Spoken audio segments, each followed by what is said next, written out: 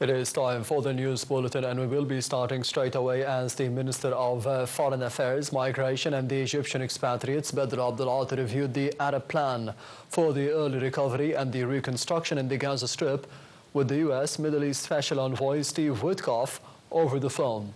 The Foreign Minister explained the full Arab consensus for the Egyptian drafted plan. He said Egypt looks forward to continuous positive and constructive interaction with the U.S. administration to detail the plan and its advantages. The top diplomat stressed that the joint efforts should continue to ensure all the phases of the Gaza ceasefire deal are implemented by all parties. He added that Israel should allow the humanitarian aid flow into the enclave, and steps are taken to pave the way for the Gaza recovery and to end the war. Chinese Foreign Minister Wang Yi said that Gaza belongs to the Palestinians, and any forced change of the territorial status would trigger new turbulences. In a press conference on the sidelines of the country's annual parliamentary session, Wang said that China backs the peace plan put forward by Egypt and the other Arab countries, and reiterated Beijing's support for the two-state solution for Palestine and Israel. Meanwhile, Egypt kept the Rafah border crossing with the Gaza enclave open, as tens of aid trucks bound to Gaza were waiting for entry into the enclave. Israel has cut off all the aid shipments into Gaza last Sunday, sending aid groups scrambling to distribute the reserves of the food and shelter to the Palestinian population there.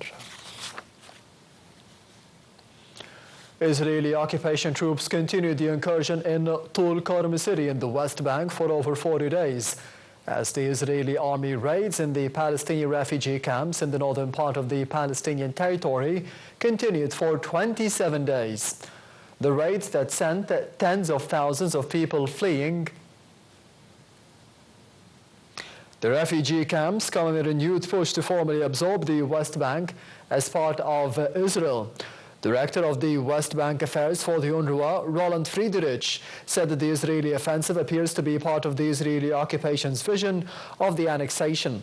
The unprecedented operation since late January is the longest in 2 decades, with the dire effects on the Palestinians. Israeli restrictions on the Palestinian worshippers coming from the West Bank to Jerusalem's Al-Aqsa Mosque limited the number of Palestinians who performed the first Friday of Ramadan in the mosque. The Palestinian Foreign Ministry described these Israeli restrictions as illegitimate. Meanwhile, in Hebron, where Palestinians also used to mark Ramadan at the Ibrahimi Mosque, Islamic Endowments Ministry said that Israel refused to hand in the authority over the mosque on Friday, as usual.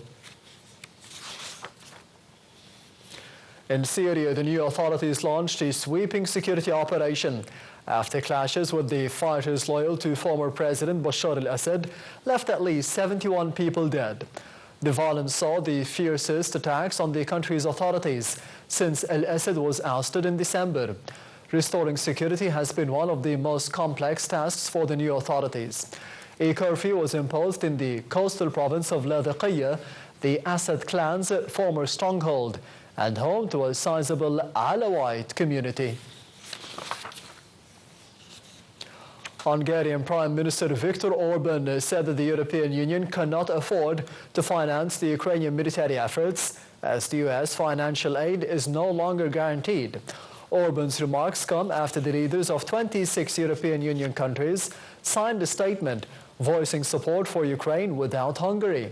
He said that his government would launch a domestic public consultation on the Ukrainian-European Union accession in the coming weeks.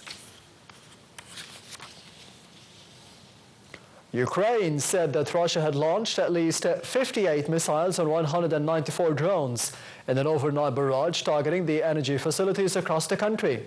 The Air Force said that it had deployed the French Mirage fighter jets for the first time to repel the Russian barrage. The latest air assault came as Washington said that the talks with Kiev were back on track to secure a truce in the 3-year conflict. U.S. and Ukrainian officials were expected to meet Tuesday in Saudi Arabia, with the U.S. envoy Steve Witkoff pledging to speak to Ukrainian negotiators about the initial ceasefire with Russia and the framework for a longer agreement. And the South Korean court cancelled the arrest warrant of the impeached President Yoon Suk-yeol. But he remains behind the bars, with the prosecution likely to appeal. Yoon's lawyers filed a request to cancel the arrest warrant last month, arguing his detention was unlawful because the prosecution had waited too long to indict him. The president was impeached and detained for his December declaration of martial law. But his lawyers said that the cancellation of his arrest does not necessarily mean that he will be released straight away. And this brings us to the end of the news bulletin for today. Thank you for watching and goodbye.